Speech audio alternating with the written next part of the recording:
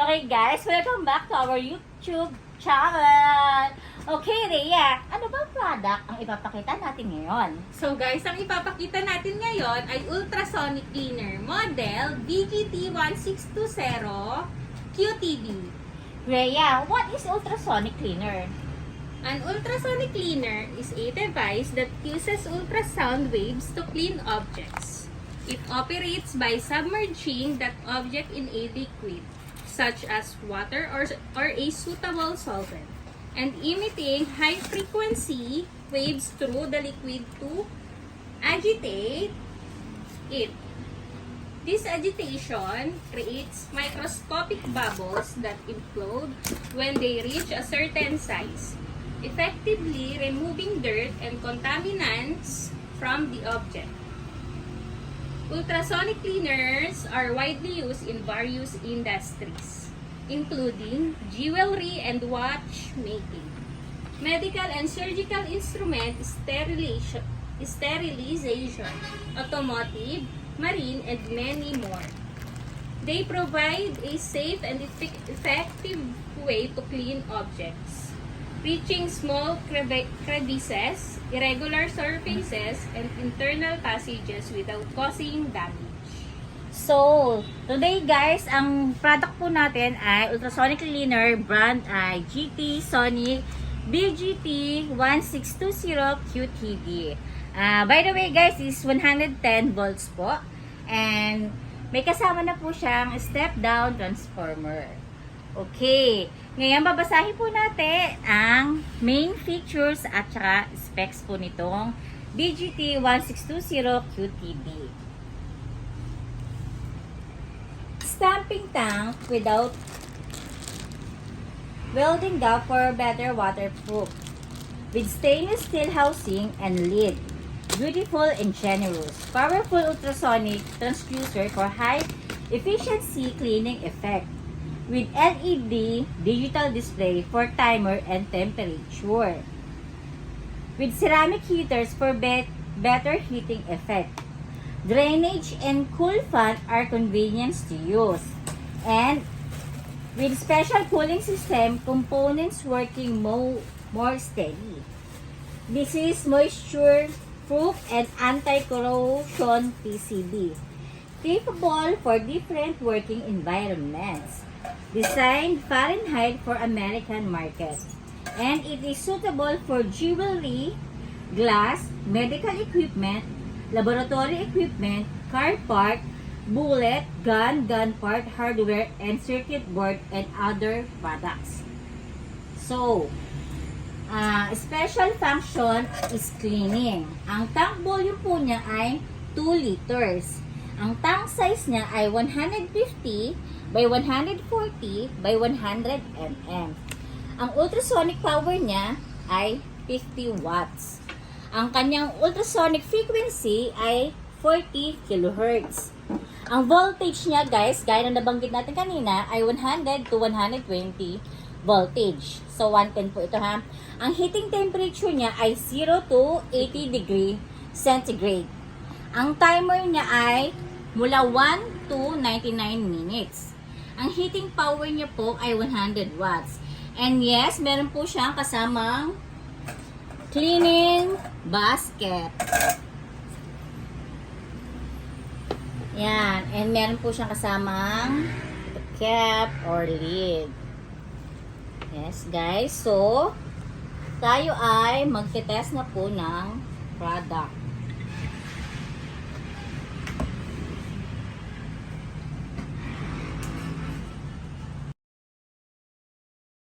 So guys, iti-testing naman natin siya. So, i-on na natin. And Then, nakaset na po siya sa 10 kasi set na po namin siya kanina. Then, guys, lalagyan na natin siya. yung pinipindot po ni Miss Rhea, yan po yung sa heating po niya, ha? So, ito po yung sa kabila, yung ultrasonic. Lalagyan po muna natin ng water. Since magte-testing lang po kami, water po muna ang aming nilalagay. Yan. Tumapon. Okay lang yan. Then, Yung ating lilinisin ay yung kwintas ni Miss Rhea muna since ayan. Pwede na click yan. Sige, pakilagay na. Okay, Rhea, paki-on na yung ating marinig nyo na babe-breathe siya kasi meron siyang nag-uwi siya ng ultrasound wave. Yan ang tinatawag niya.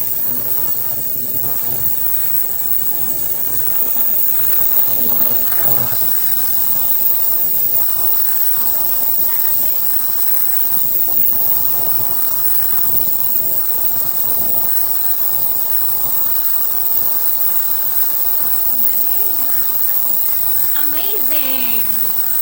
Okay, tayo natin siya guys. Hanggang sa maliit niya. Dapat pala sa dala ko rin yung singsing ko, no? Para nakita na maliliit siya.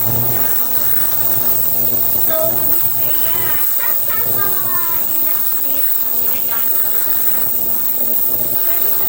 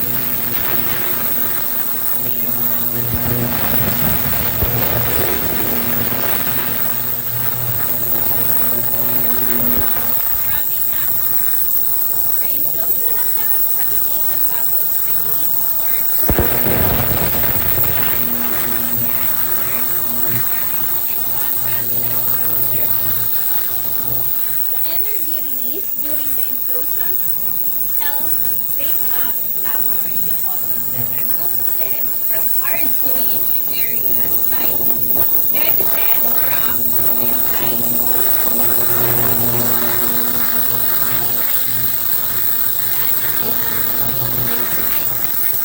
Sound waves allow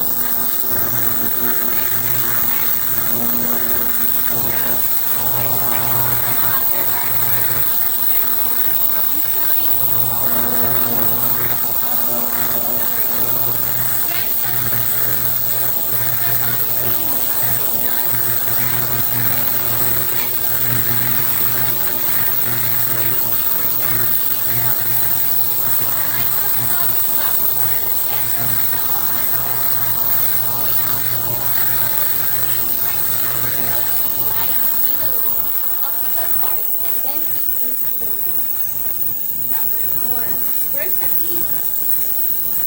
Ultrasonic cleaners can be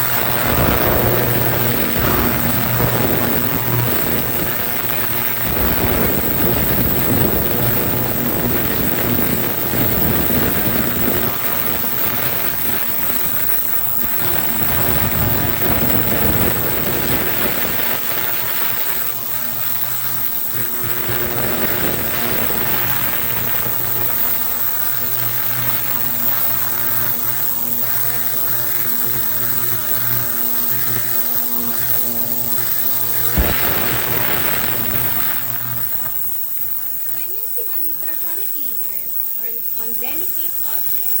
There are some precautions and guidelines to follow to ensure safe and effective cleaning. Here are some recommendations. Ultrasonic cleaning relies on sound waves, not heat, to remove contaminants. Excessive heat can damage delicate items, cause the cleaning solution to evaporate quickly, and potentially affect the functioning of the machine. Number 2. Use suitable cleaning solutions. Choose cleaning solutions that are compatible with the material of the delicate object. Some materials may require specific cleaning solutions or gentle detergents to prevent damage. Number 3. Follow manufacturer's instructions. Operate the ultrasonic cleaner according to the manufacturer's instructions. Each cleaner may have specific guidelines for temperature, cleaning times, and suitable cleaning solutions. Number 4. Avoid overload.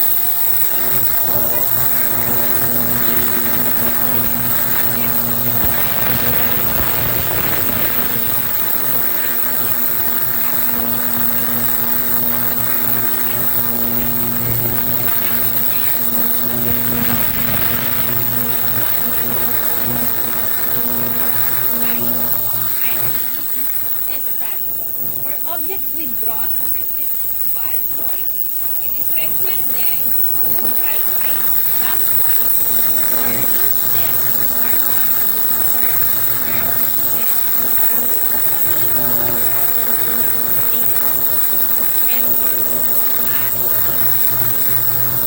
for some delicate materials, rubber, or materials with poor quality.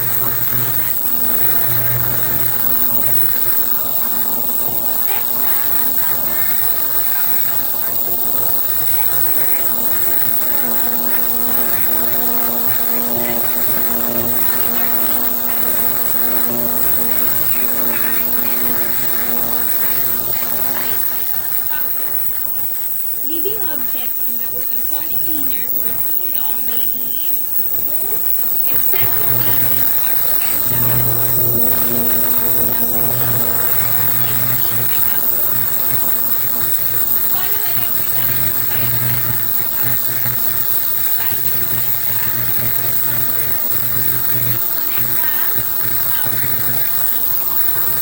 Avoid using extension cords and hose of toothpaste properly.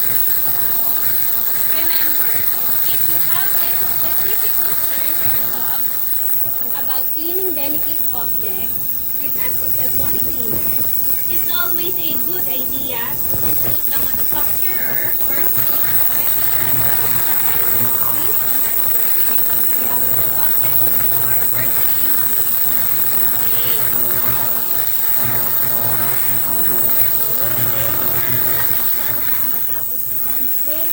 Time. That we set in 10 minutes. So, Rhea, ano ba? Kung ikaw magkakaroon ng ultrasonic cleaner, ano namang ililinis ko dyan? Ako yung, ikaw ko sa yung pinseng tao. Ikaw. Aking kwenta. Ito na nga, nililinis na nga. Nililinis ko. Sa akin, ma'am, ano? Ano? Nalilinisin. Bracelet ko, ma'am. Galit ka. Hindi. Ako gusto ko linisin yung pag-iisip ng mga tao. Kaya nung Oh! yan guys, tapos na siya. Okay, sino nang, wala na kayong, kunin na natin siya.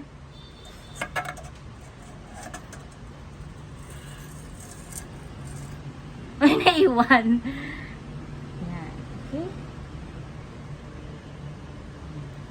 Ang linis ha! Ang kinta ba? Wow! Ang kinta, Kasing galing. kintab ng pagmamahal niya. Wow! Wow! Ang galing naman. Ayan siya, guys. This is the Nalinis siya. Sayang hindi natin na ano nung before and after, no? Pero bagay nakita naman Yes. kanina. So makikita nyo guys kung gaano siya kalinis. Ayan, ang kintab na niya. Unlike kanina, hindi siya ganun ka kintab, no? Kakintab. Yes. Yes. Okay, so yun guys, ang aming ultrasonic cleaner. Model VGT 1620 QTD. So, guys, please subscribe our YouTube channel. Thank you!